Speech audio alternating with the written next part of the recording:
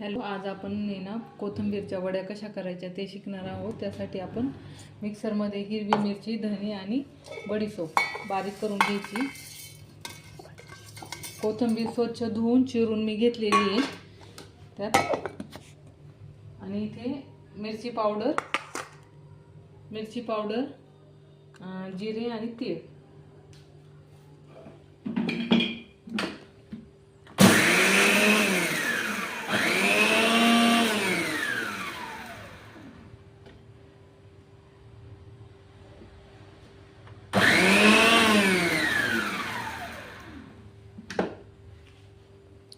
मी बारीक करून घेतलेलं आहे।